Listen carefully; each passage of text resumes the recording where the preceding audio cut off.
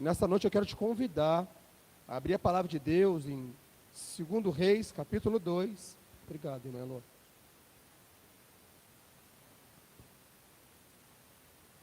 Segundo livro de Reis, capítulo 2, verso de número 9.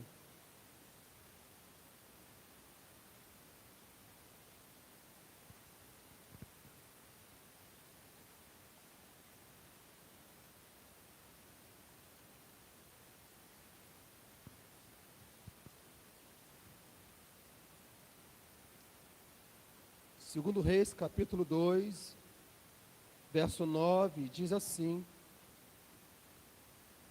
Ali Elias disse a Eliseu: diga o que você quer que eu faça por você antes que eu seja levado embora.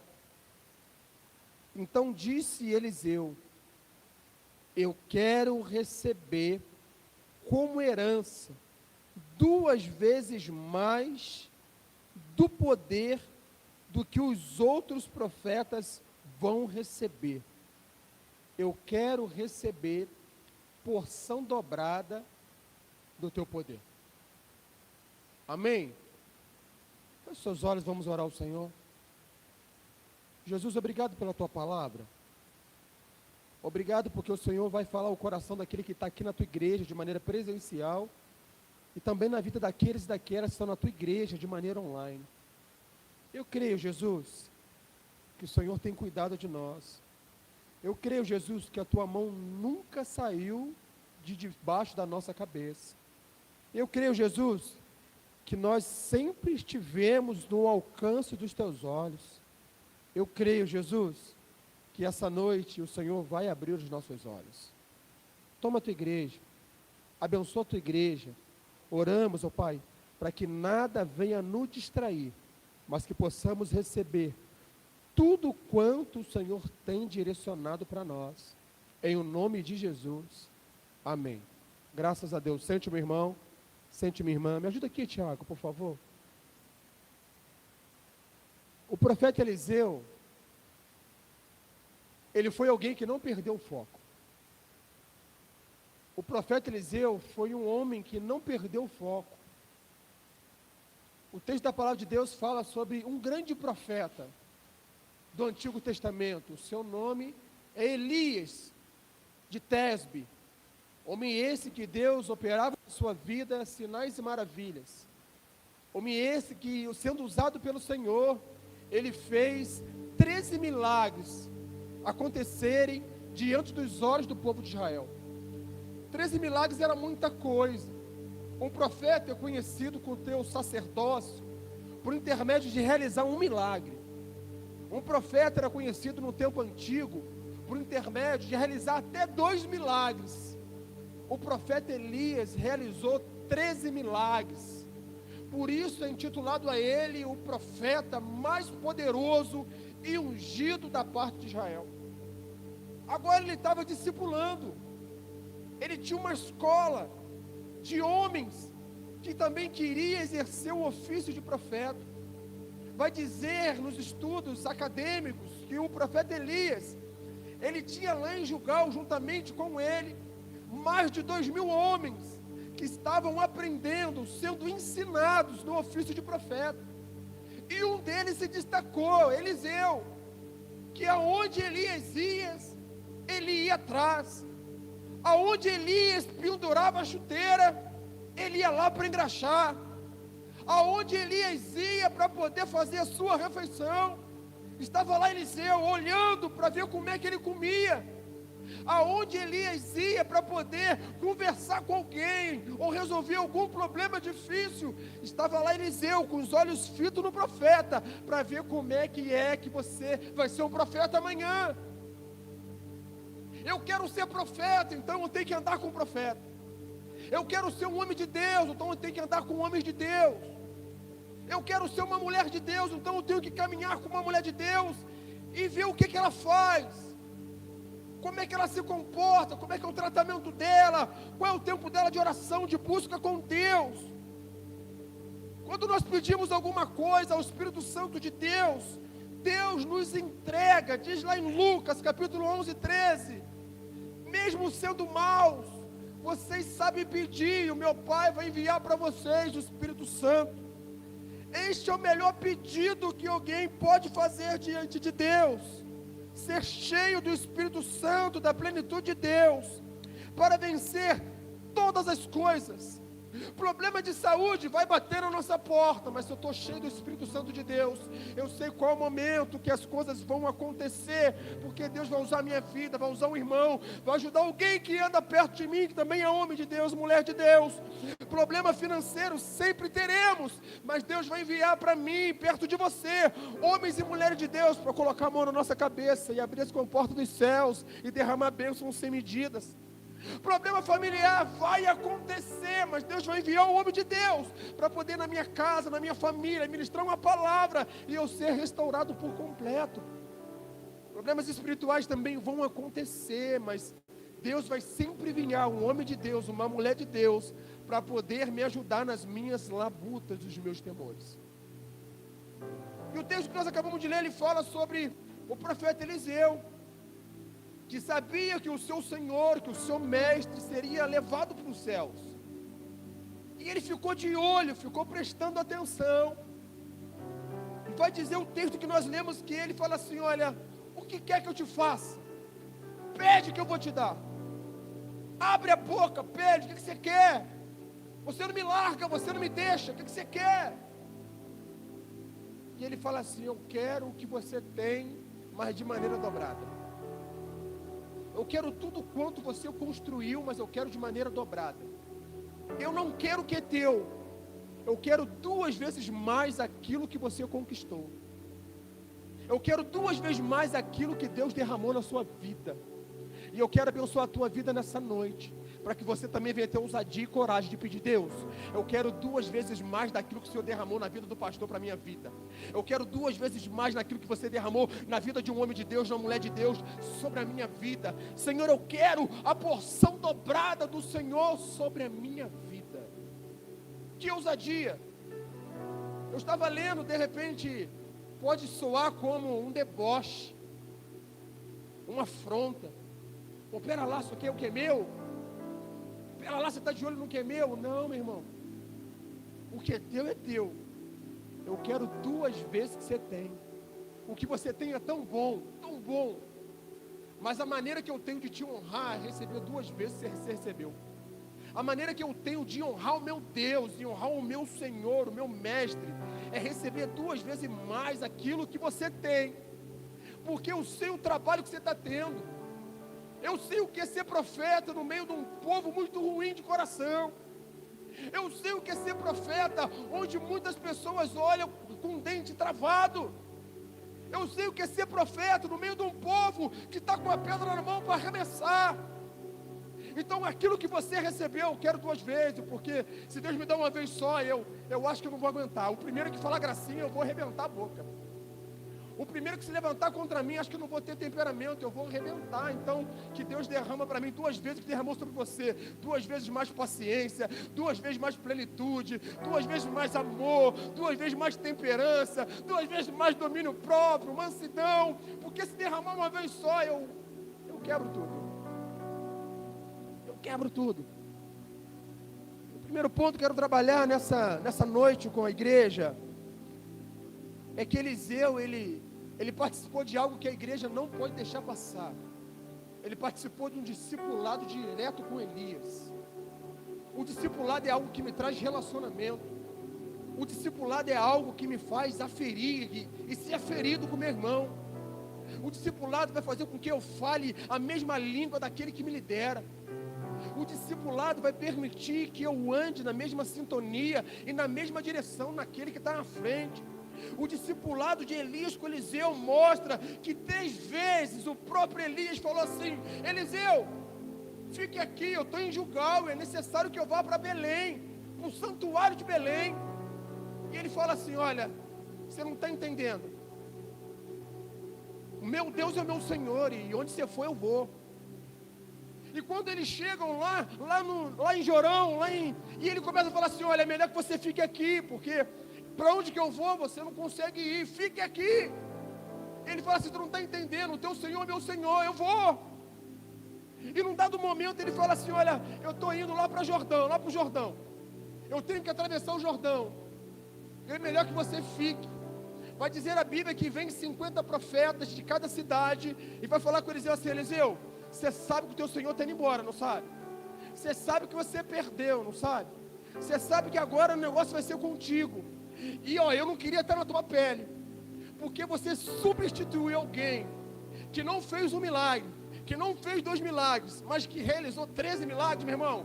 Você está no salvo, você está enrolado. E ele fala assim: ó, cala a boca. A Bíblia Ferreira de Almeida vai dizer assim: ó, cala-te. A minha Bíblia, que é uma linguagem internacional, ela vai dizer assim: fique quieto. Mas a Ferreira de Almeida fala assim: ó, cala a boca, cala. Se for para falar alguma coisa que eu não quero ouvir, que vai me desmerecer, que não vai acrescentar nada na minha vida, cala. Se você vai falar alguma coisa que não é aquilo que Deus colocou no meu coração, cala. Se você vai falar alguma coisa que não vai me direcionar para o caminho, para o alvo, para o foco, porque Eliseu era um cara focado naquilo que Deus mostrou, cala. Se você não está acrescentando nada quando abre a sua boca na vida do teu próximo, cala-te. Porque Provérbio vai dizer que sábio é aquele que sabe calar no momento certo, então cala-te. É melhor ficar em silêncio do que falar asneira, cala-te. É melhor ficar em silêncio do que falar besteira, cala-te. E o profeta Elias, ele foi exortado, ele foi exortando Eliseu, falando: Eliseu, fica, 3 vezes, fica, eu não quero que você vá, e fica.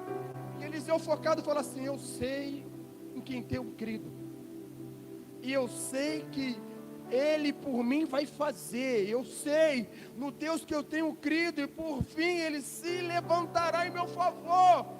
Eu não vou ficar aqui esperando, porque a minha bênção não está aqui esperando. A minha bênção está quando eu ando junto no discipulado. Discipulado é uma ferramenta para o crescimento espiritual. Olha, quando nós caminhamos com alguém, nós vamos saber o que o outro está pensando e tudo quanto está acontecendo. O apóstolo Paulo vai dizer que: sede, pois, os meus imitadores, como eu sou de Cristo. Em 1 Coríntios, capítulo 11, verso 1. Quem você tem seguido? Quem você tem imitado? Quem você está imitando? Quem está imitando você? Porque se for coisa boa, está valendo, mas se for coisa ruim, nós vamos ver um montão de gente seguindo o exemplo ruim, e que vai reproduzir um exemplo ruim. Olha o que diz o nosso bispo humano durante essas últimas semanas. Ele começou a convidar todos os pastores, igrejas, para poder participar de um projeto de 21 dias de jejum, que vai dar início amanhã, dia 28 de março até dia 17 de abril. O propósito é para que Deus venha trazer uma linguagem, um avivamento para a igreja. O propósito do bispo com a região é para que nós venhamos falar a mesma língua, entender a proposta do discipulado. E eu trago para a igreja essa mesma visão que Deus tem colocado os pastores. E eu quero convidar a igreja, eu quero convidar a igreja de uma maneira muito amorosa, para que possamos também andar em sintonia com aquilo que o bispo pede para nós. Que nós já possamos começar amanhã, dia 28, segunda-feira, esse propósito de jejum, orando pelo nosso pastor Fabiano, sua família, orando pela nossa liderança, pela nossa igreja, colocando diante de Deus aquilo que Ele vai fazer.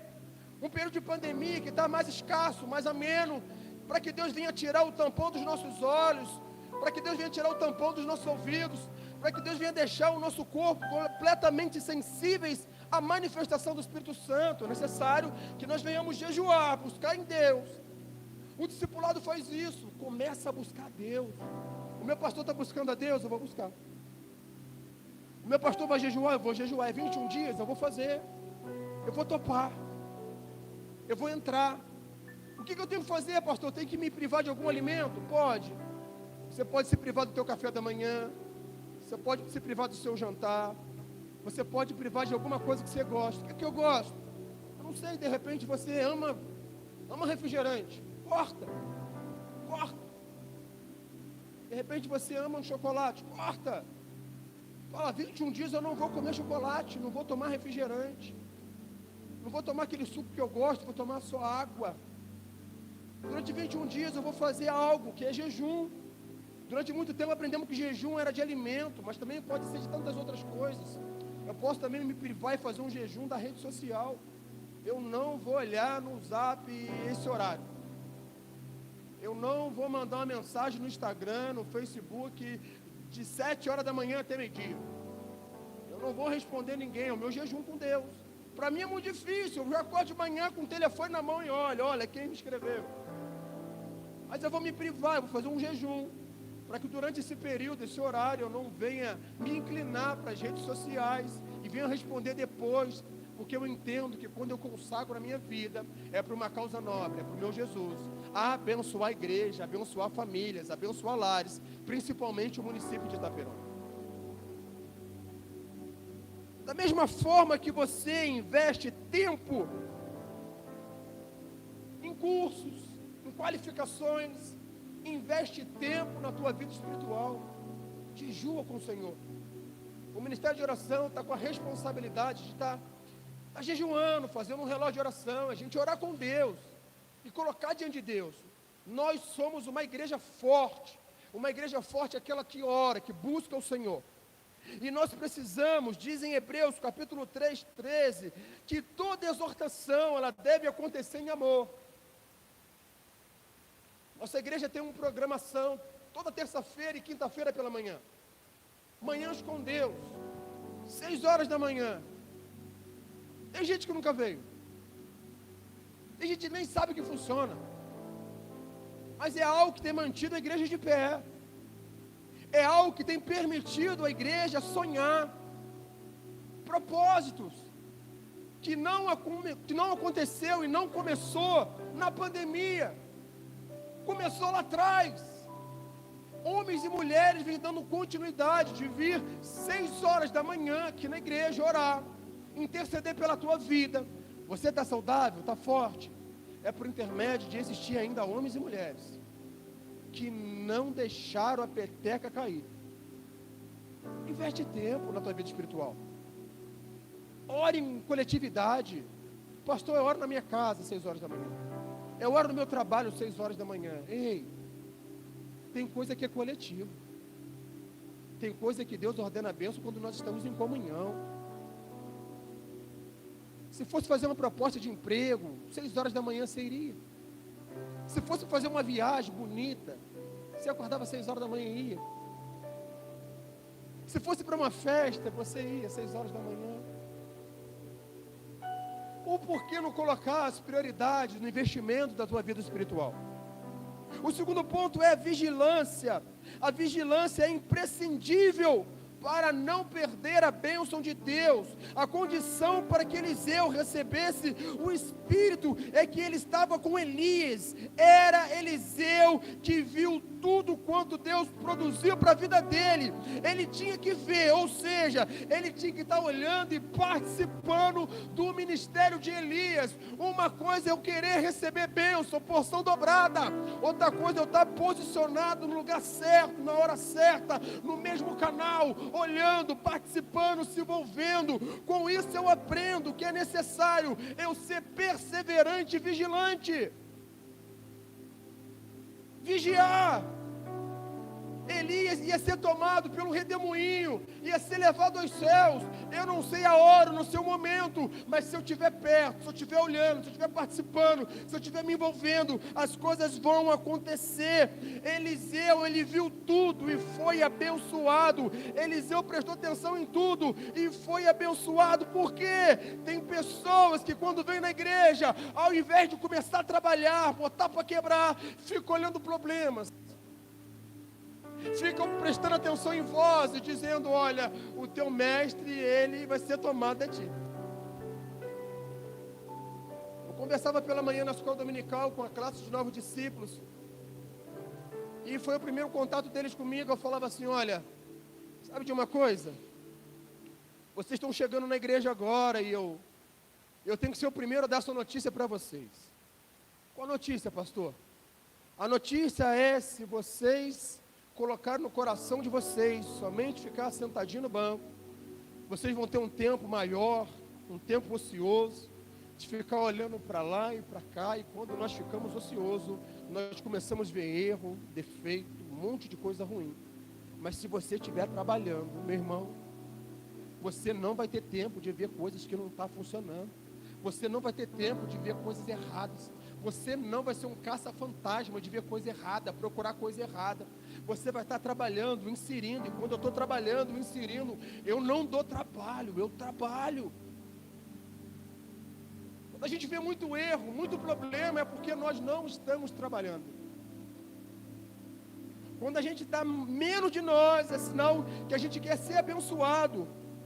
Mas a palavra de Deus vai dizer que, por isso, perdem a sua bênção.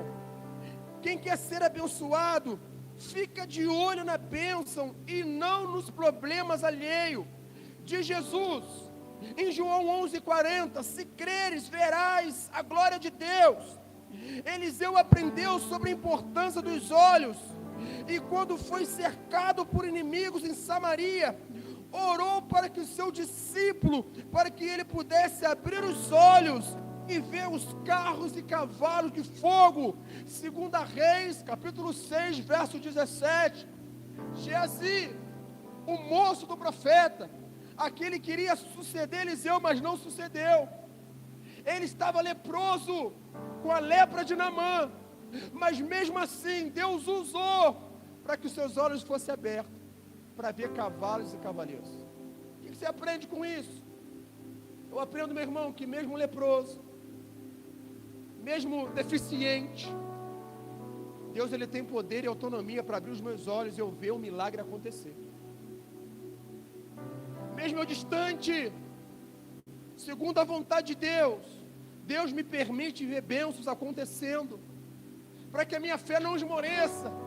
Porque a primeira coisa que Deus faz, ó Geazi, você está leproso, por intermédio da tua desobediência, por intermédio da tua arrogância, por intermédio do teu orgulho, por intermédio da tua vaidade, por intermédio da tua ganância. Você quis o presente de Naamã, e eu já tinha mandado ele embora com tudo.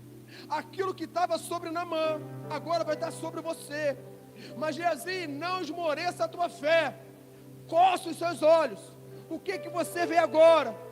Eu vejo carros e cavalos de fogo pelejando em favor do povo de Israel. Eu vejo a glória de Deus sendo manifesta na vida da igreja metodista na Vinhosa. Olha, Geazi, pode ter alguém enfermo no meio da congregação, mas Deus vai abrir os nossos olhos e nós vamos ver o milagre de Deus, o livramento do Senhor, o socorro de Deus no momento da angústia. É isso que Deus faz. Precisamos estar vigilantes. Abra os seus olhos e vislumbre as bênçãos do Senhor. Peça ao Senhor que abra os seus olhos, assim como o meu Senhor enviou um homem para abrir os olhos de Paulo de Tarso. Erga os olhos e veja, assim também foi o meu Senhor, segundo os seus propósitos, e disse: abra os olhos. Abra os olhos. Outro ponto que eu trabalhei nessa noite é que precisamos tomar atitude. Tomar atitude está lá no versículo 12 e 14, 2 Reis capítulo 2. Fala que Elias foi arrebatado. E no momento que ele estava sendo arrebatado, Eliseu estava olhando para cima. E esse olhar para cima, ele começou a contemplar o seu mestre indo embora. Ele começou a contemplar e ver as vestes do seu mestre cair. Ele começou a contemplar e ver a capa de Elias caindo. Ele pega as roupas de Elias. O que é que ele faz, pastor? Ele rasga em dois. Ele pega a capa de Elias, ele coloca sobre ele, se cinge. Este gesto significa que Eliseu, ele rompe com o passado, vestindo a veste de Elias, que seria o seu mestre, mas ele não só vestiu a capa, o manto, mas também a atitude de tocar no Rio Jordão e ele se abrir. A primeira coisa que Elias fez ao atravessar Gilgal até chegar no Rio Jordão é pegar a sua capa, tocar no rio e ele se abrir, fazendo uma alusão a Êxodo 14, na travessia do Mar Vermelho. Então eles passaram, o rio se abriu, eles passaram. Assim que eles chegaram do outro lado, o rio se fechou. Então ele estava numa cidade, tinha que voltar para outra. Mas a primeira coisa que ele pede é porção dobrada. Eu quero, Elias, eu quero aquilo que você tem, mas de porção dobrada. Ele vai pegar aquela capa e vai fazer a mesma coisa que Elias fez. Vai tocar novamente no Rio Jordão e ele vai abrir para ele passar para o outro lado. Qual o caminho que você fez para se distanciar da presença de Deus? Deus está permitindo nessa noite que você novamente toque nas águas do Rio Jordão e volte. Mas não vazio, com unção dobrada. Não vazio, mas com unção dobrada. Nós precisamos nos despir de tudo que o mundo tem imperado sobre nós, através da obra da libertação e da santificação. Então nos revestir novamente das vestes santas. Quanto ao trato do passado, vos despojais do velho homem, que se corrompe segundo a concupiscência do engano, e vos renoveis no espírito do vosso entendimento, e vos revistais do novo homem, criado segundo Deus, em justiça, retidão, procedentes na verdade. Efésios 4, 22, 24. O crente precisa ser revestido de poder. Efésios capítulo 6, 10. Precisamos sim colocar a couraça, armadura, espada e andar diante do propósito de Deus. Tomar o manto significa assumir responsabilidades. Que responsabilidade nós temos assumido? Ele seria visto como o profeta Elias. Aonde ele andasse, as pessoas iam ver a capa de Elias. Todo mundo sabia como é que era a capa de Elias. Todo mundo sabia o cheiro da capa de Elias. Mas agora quem estava vestindo era Eliseu. Quero falar do ministério. Deus tem dado para nós dons, ministério, governo. Não adianta fazer igual o outro que fazia anteriormente. Não funciona eu fazer igualzinho o outro fazia anteriormente. Você tem uma digital que é só tua. Você tem um jeito que é só teu.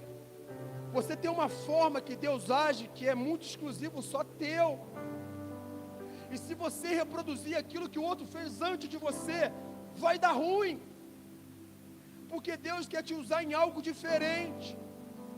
De repente fazendo a mesma coisa, mas a tua forma que Deus vai usar é diferente. Mas enquanto eu me fecho, começo a agir de forma igual ao outro, eu estou bloqueando, falando assim: Deus, deixa eu fazer do meu jeito, deixa eu fazer da minha forma. E quando nós entendemos que somos servo de Deus deve tomar atitudes dirigidas pelo Espírito Santo. Como Pedro, quando saiu do templo, ele viu o mendigo e ele disse: olha, eu sei que Jesus passou aqui. Eu sei que Jesus é meu Senhor e meu Mestre. Eu sei que você conhece Jesus porque Ele passou no templo aqui muitas vezes. Mas uma coisa eu sei, eu não sou Jesus, Ele não é Jesus. Eu não tenho prata, eu não tenho ouro, mas eu tenho Jesus no meu coração. Levanta e anda, levanta e anda. O que está faltando para a igreja é assumir a responsabilidade. Deus não está perguntando o que você tem para oferecer. Deus está perguntando se Ele está no teu coração, na tua vida. As pessoas querem saber se Deus está na tua vida. O pedir uma esmola, sempre vai ter alguém para pedir. O querer alguma coisa, sempre terá alguém. Mas só pode dar Jesus quem tem. Só pode oferecer Jesus quem tem Jesus. Só pode falar Jesus quem vive com Jesus. Só pode chorar com Jesus quem chora com Ele. Só pode nutrir um relacionamento quem está com Ele. Você tem assumido a atitude de um servo de Deus, uma atitude de fé, que Deus vai te abençoar. Peça e receba poder. Em João 15:7 vai dizer assim: se permanecerdes em mim, as minhas palavras permanecerem em vós outros, pedireis tudo e vos será feito. Elias, no tempo antigo, ele teve um monte de problemas, mas ele foi um dos profetas maiores.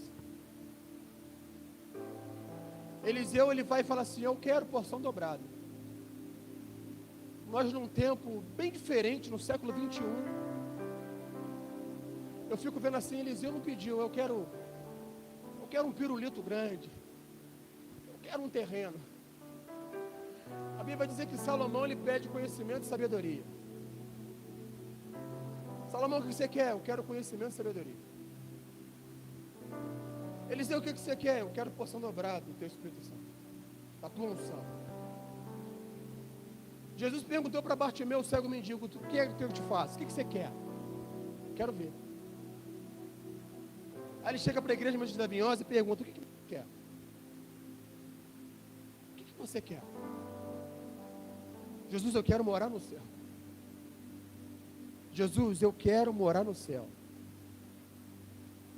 Gênesis 12 vai dizer assim: Abraão, muito além de te abençoar, você tem que ser a bênção. E eu te abençoarei, ser tu uma bênção. Abraão, muito além de ser abençoado por Deus, tu tem que ser uma bênção. Uma bênção no meio dos teus vizinhos, uma bênção no meio dos teus irmãos, uma bênção na comunidade de fé, uma bênção no meio dos teus, uma bênção no meio dos teus familiares. O teu familiar não pode ter vergonha de chegar perto de você. O teu familiar não pode tratar você como uma última opção se estiver precisando de ajuda. O teu familiar tem que pensar em você em primeiro lugar. Olha, se eu estiver passando por alguma coisa, eu vou procurar a irmã Joelma. Tem que ser a primeira opção. Quando ele fala isso, olha o que ele diz. Ele é tão audacioso. Ele fala assim: o profeta Elias, eu aprendi com os patriarcas, eu aprendi com o povo de Judá, que só recebe porção dobrada o primogênito, o filho mais velho.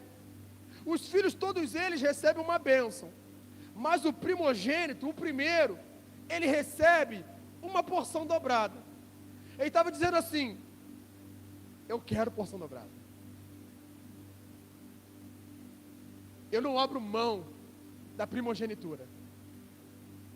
Eu não abro mão da primogenitura. Eu quero porção dobrada. Se é o primogênito que recebe porção dobrada, eu quero receber porção dobrada. Se eu sou o primeiro na minha casa que acendeu a vida para Jesus, eu quero porção dobrada. Se eu sou o primeiro na minha família que recebeu a unção de Deus, eu quero porção dobrada. Se lá na minha casa eu sou referência de homem de Deus, mulher de Deus, Senhor, eu quero porção dobrada, porque eu quero ganhar minha família para Jesus. Se eu sou o primeiro no meu trabalho, Jesus, eu quero porção dobrada, porque eu quero impactar onde eu trabalho. Se eu sou o único na minha vizinhança, Jesus, eu quero porção dobrada, porque eu não me satisfaço vendo as pessoas saírem domingo para diferentes lugares, ao invés de estar queimando na tua presença. Eu quero porção dobrada, Jesus, porque no abrir dos meus lábios, eles verão o Senhor em mim. Eliseu estava profetizando. O que aconteceu? A porção dobrada veio sobre Eliseu. Elias fez 13 milagres diante do povo de Israel. Eliseu fez o dobro, 26. Mas vai dizer que o último milagre de Eliseu foi quando ele estava morto. Até ele morrer, ele tinha realizado 25 milagres. Alguns estudiosos vão dizer assim: poxa, ele pediu porção dobrada, mas 25 não é o dobro de 13. Aí vai dizer que quando ele estava morto, teve uma guerra, uma luta, e ressuscitou o morto quando encostou no cadáver de Eliseu. O meu Deus não mente. O meu Deus entrega tudo aquilo que te prometeu. O meu Deus não volta atrás. Se você é filho dele, se você é filha dele, ele advoga a tua causa. Porção dobrada, pastor. Porção dobrada para vencer os dias maus. Porção dobrada para não ver problemas e parar no meio do caminho. Porção dobrada para ouvir alguma coisa que não edifica e eu ter ousadia de Deus e falar assim: cala-te, vamos orar. Porção dobrada de olhar quem não está aqui e chegar em casa e usar o telefone para ligar e mandar uma mensagem: olha, você fez falta, você faz parte dessa família, eu não quero ir para o céu se não for agarrado na sua mão. Salvação individual, mas eu posso edificar a vida de alguém e ele também receber a mesma alegria que Deus tem alegrado no meu coração. E eu concluo nessa noite que Eliseu, ele não pediu saúde, ele não pediu dinheiro, ele não pediu terra, ele não pediu outra coisa qualquer. Se ele tivesse pedido isso, tinha acabado e não era o melhor de Deus na vida dele. O que ele pede é: eu quero unção. A igreja precisa pedir unção. A igreja precisa clamar por unção. A igreja precisa reivindicar os seus atos proféticos. A igreja precisa buscar no Senhor esse profetizar e as coisas acontecer. A igreja necessita, no templo da adoração, Deus vai abençoar, mas a primeira coisa que Ele vai dizer é: busca o reino de Deus e a justiça, e todas as demais coisas serão acrescentadas. O buscar o reino e a justiça está dizendo assim: ó, busca a unção. Busca a unção de Deus para a tua vida. Busca a unção de Deus para a tua casa. Pastor, eu estou nervoso. Busca a unção de Deus, que ela vai dosar o teu temperamento. Pastor, eu gosto de dar uns gritos, uns berros. Busque a unção de Deus, Ele vai dosar a sua vida. Pastor, eu estou um pouquinho impaciente. Busque a unção de Deus, Ele vai te colocar na medida certa. Continua valendo. Não busque o primeiro medicamento.